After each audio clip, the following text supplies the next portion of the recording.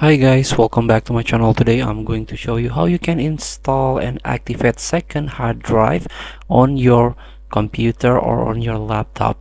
So all you have to do, if you notice, this is my second hard drive, and maybe you want to install the or already plug in or install on your motherboard the third hard drive or the second hard drive, but the hard drive there is no hard drive shown on your Windows Explorer here.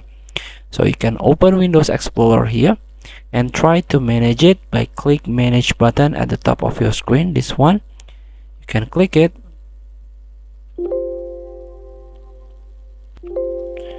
So this is the computer management. So you can click this management here.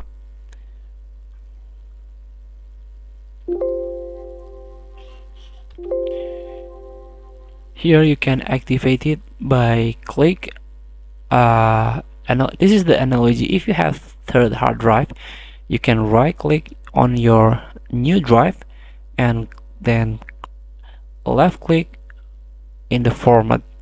So you can try to rename, for example, the volume label, and then file system by default leave it NTFS, and also allocation unit size by default is about 4096,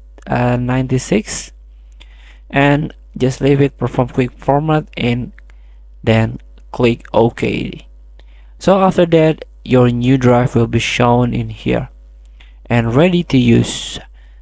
So feel free to try. Thank you for watching. Don't forget to comment, like, and subscribe, and also click the next button below. See you in the next video.